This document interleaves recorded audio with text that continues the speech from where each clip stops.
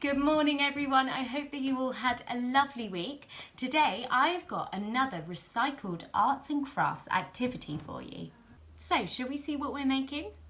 This, a cereal box bookmark.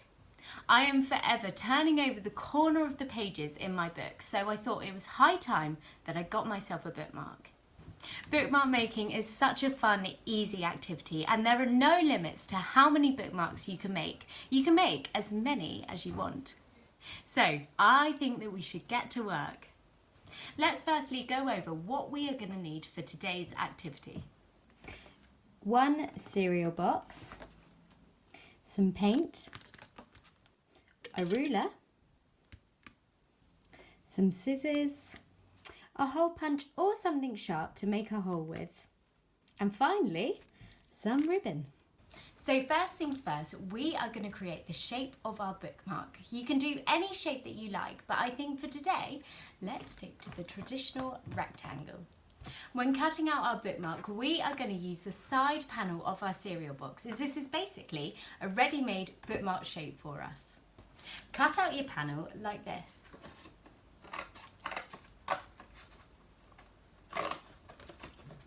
Don't worry about being too neat at this point.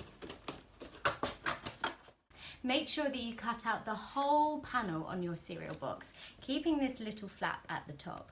I'll show you what to do with this later. So once we have our panel, we can create the shape of our bookmark. I'm going to use a ruler for this, just so I get my dimensions right and make sure it's extra straight.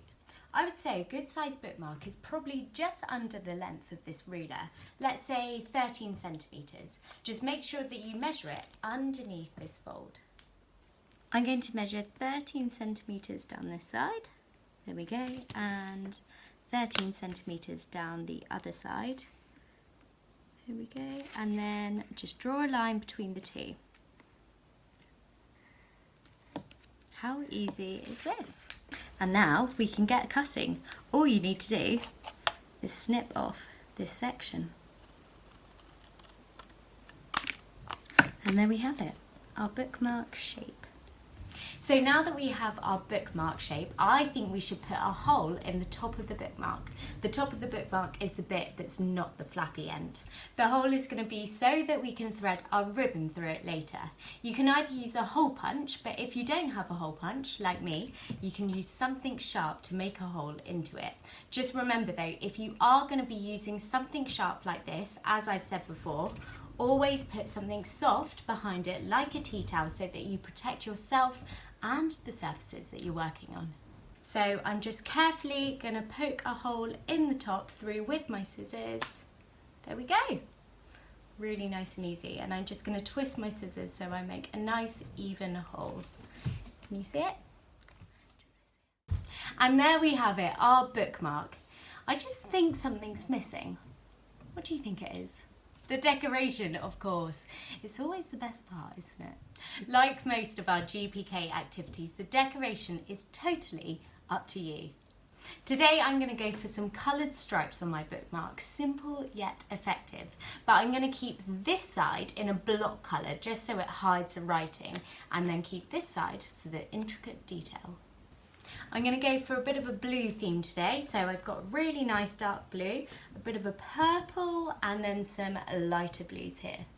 And the best thing about having your leftover cereal box is that you can use it for your paint palette. I'm going to tear a bit off now and mix my paints on here.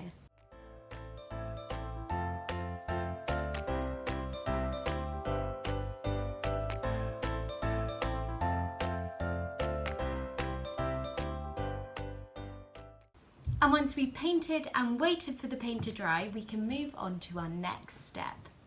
Remember how I said we were going to do something with this flappy bit at the bottom? Well, I'm going to show you now. We are going to turn it into a little fringe. Now to do that, it's super easy. All we're going to do is get our scissors again, and we're going to cut it up into little thin strips so it kind of looks a bit like hair. And there we go, we've created a little fringe at the bottom of our bookmark.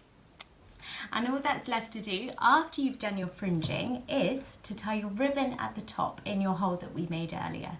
I just tied mine in a really simple knot and cut off the ends of the ribbon, but you could do yours in a loop or any little fancy tie that you want. Also, if you don't have ribbon, you can also use coloured string, as this works really well too. And there we go, our homemade bookmarks are ready. All we need to do now is put it to the test.